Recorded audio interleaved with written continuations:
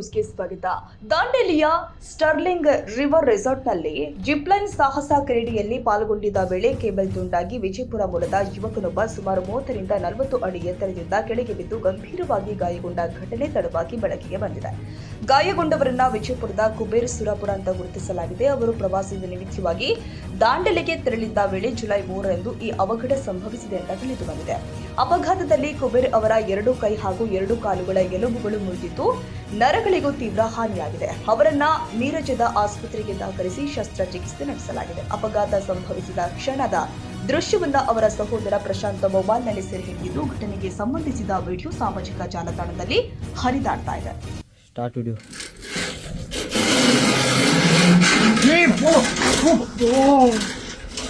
Start video.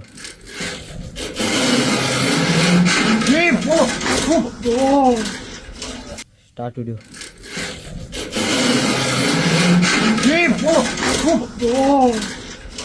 ಏನೋ ಘಟನೆ ಕುರಿತು ಹೆಚ್ಚಿನ ಮಾಹಿತಿ ನಿರೀಕ್ಷಿಸಲಾಗ್ತಾ ಇದ್ದು ಸುರಕ್ಷಿತ ಕ್ರಮಗಳ ಕುರಿತು ಪ್ರಶ್ನೆಗಳು ಕೂಡ ಉದ್ಭವಿಸಿದೆ. Sadiq Mulla, Dandeli, AG news.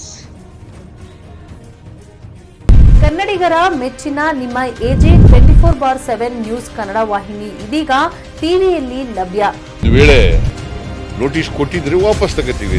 ಇವತ್ತು ವಕ್ಫ್ ಪ್ರಾಪರ್ಟಿ ಅಂತೇಳಿ ಬರ್ತದೆ ಅಂತ ಹೇಳಿದ್ರೆ ರೈತರು ಬೀದಿಗೆ ಬದಲು ಏನ್ ಮಾಡ್ಬೇಕಾಗತ್ತೆ? ಯಾರು ವೋಟ್ ಹಾಕಿಲ್ಲ ಅಂದ್ರೆ ಗ್ಯಾರಂಟಿನೆಲ್ಲ ಸ್ಟಾಪ್ ಮಾಡ್ಬಿಡ್ತೀವಿ.